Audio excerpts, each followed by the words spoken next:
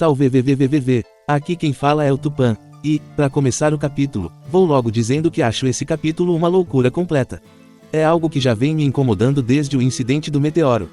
Primeiro que o Saitama deveria ter uma péssima reputação. O boato era que um herói de classe C, além de ganhar fama ao perseguir heróis de classe S, que não faz muito sentido, mas tudo bem, teria, ao perseguir o pessoal da classe S, atrapalhado e por isso, a cidade Z foi destruída. A gente sabe como as coisas são, pessoal odeia fulano por algo que fulano muitas vezes nem fez. Agora imagina se fulano assume. Saitama veio a público e gritou que a cidade estava destruída por culpa dele. E o motivo é irrelevante. Então, só por isso, a popularidade do careca deveria ser uma merda. Um papo do tipo, se tem um monstro e o careca na rua, eu corro pra cima do monstro, entendeu? Aí, chegamos nesse lindo capítulo, onde mais uma vez o Saitama assume ser um trambiqueiro e que na verdade, está roubando os louros, roubando a kill, o flag e enfim, se aproveitando dos heróis para levar a fama. A simples tese levantada que diz, o Saitama não é forte, e sim, os heróis que são fracos, já não faz muito sentido, mas tudo bem.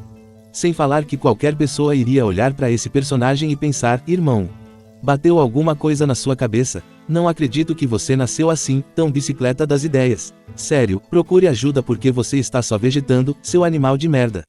Pelo menos, é o que eu diria, com todo respeito. É só pensar um pouco, o rei do mar abriu um buraco no abrigo. Como isso pode ser fraco? E o que mais me irrita nesse animal é que ele existe, não igual, porque um único idiota nunca teria a coragem de falar em público assim. Entrando realmente no capítulo, temos a capa com o rei do mar encarando o Saitama. Fumaça ainda sobe da careca dele, mesmo com a chuva pesada, a fumaça é mágica. Já o coitado do ciclista sem licença, realmente perdeu todas as forças e está no chão. Me pergunto, será que ele corre risco de se afogar? A chuva está bem forte. Enfim, na primeira página tem o rei do mar afirmando que o Saitama é o mais forte entre aqueles que vieram o enfrentar. Já que o Saitama resistiu ao seu soco, mas Saitama discorda, já que para ele, o soco que foi fraco. Ele está tentando humilhar o rei do mar, mas está humilhando o pessoal que foi derrotado. Enquanto isso, temos a loucura dos civis. Pessoal está parado no mesmo lugar enquanto suspiram pela má sorte que tem. Outro herói de classe C, poxa vida. O que um herói de classe C pode fazer? O que será de nós pobres fofoqueiros? Enquanto o público reage assim, dessa forma super natural, o rei do mar faz a sua apresentação. Ele diz que o mar é a mãe de todos os seres viventes, e por lógica, ele que governa os 7 mares, também é o governante de todos os seres vivos. O que automaticamente, faz dele um belo de um filho ingrato e babaca arrombado. Não respeita a própria mãe e quer pagar de gostoso. O teu mal é falta de porrada, sardinha de merda. Dito isso, Saitama corta a ladainha. Ele reclama que está chovendo muito. Aí é papum, o rei do mar joga o braço com tudo pra cima do careca e o Saitama revida um segundo depois e blau.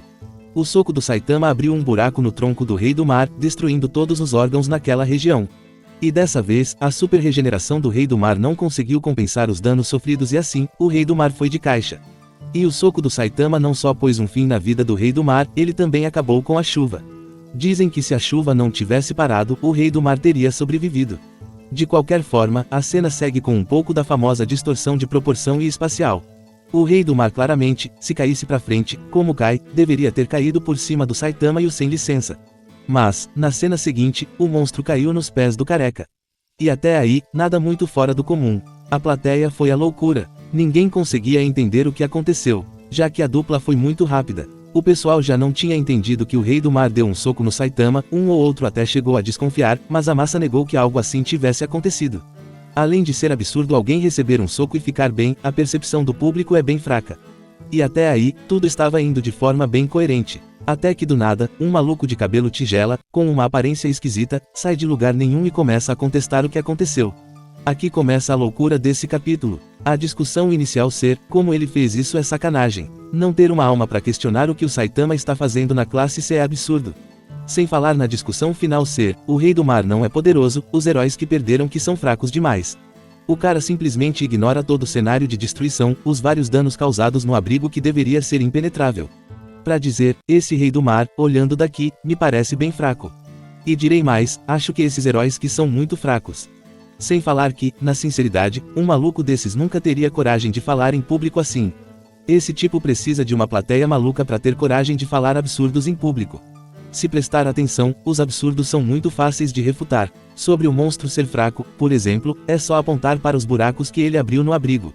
Como alguém que faz isso seria considerado fraco? Em outras palavras, loucura. Mas aí, entra o problema, a história é sobre como ninguém sabe o verdadeiro poder do Saitama. Então a população tem que ser mais incapaz que esse cara, então ninguém é capaz de refutar o maluco. Até porque, esse capítulo quer falar sobre como o Saitama é um herói sagaz. Maluco preferiu se pintar como uma pessoa horrível que ver os outros heróis sendo humilhados. E ainda mais na frente, usar isso como justificativa pela falta de reconhecimento do poder do Saitama. Inclusive, esse cara deveria ser bonito. Tem que acabar com esse imaginário coletivo que gente bonita não fala merda. Mas tudo bem, até porque, tem outro problema com isso que é, não existe consequência nenhuma para as atitudes do Saitama. Ao assumir que se aproveitou dos heróis e que na verdade, o monstro estava fraco por ter lutado contra os outros é loucura. Ele basicamente está assumindo publicamente que é uma farsa. E vamos lá, eu sei que é uma ficção, mas tem coisas que precisam acontecer. A maioria das histórias fantasiosas são isso, né? Sempre tem coisas que você pensa, no mundo real, isso nunca teria acontecido.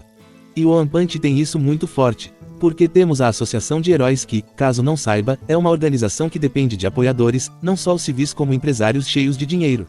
Como qualquer empresa no mundo é, a associação não vende produtos, até onde lembro. O que é bem esquisito, como não tem lojas vendendo boneco e camisa autografada.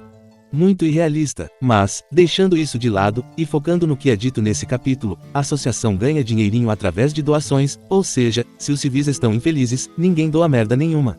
Ou seja, depois disso, deveria acontecer uma onda de crítica contra a associação por permitir que o Saitama seja um herói tão mau caráter, e seguindo a lógica básica de uma empresa, a carreira de herói do Saitama deveria ter acabado aqui.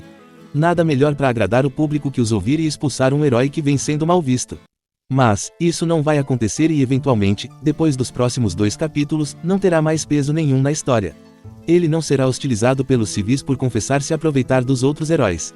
Ele não será promovido para a classe A, muito menos a S, mesmo que o Puri Puri ao lado do Genos sejam exemplos do poder do Rei do Mar. Isso não vai ser discutido. O ponto de vista será só o do Saitama. A associação não vai falar com os outros heróis, e vai assumir que o Rei do Mar estava enfraquecido e por isso, o Saitama venceu. Em outras palavras, uma merda completa. Agora assim, sendo engenheiro de obra pronta. Essa discussão sobre os heróis, Puri Puri, Genos e todos os outros serem fracos poderia acontecer do mesmo jeito que aconteceu e terminar do mesmo jeito que terminou. Porém, para ser mais realista, por assim dizer, para mim, não poderia ter acontecido sobre o olhar do público. Não era para ninguém ter visto o Saitama vencendo, no máximo, visto só Genos enfrentando e causando danos no monstro.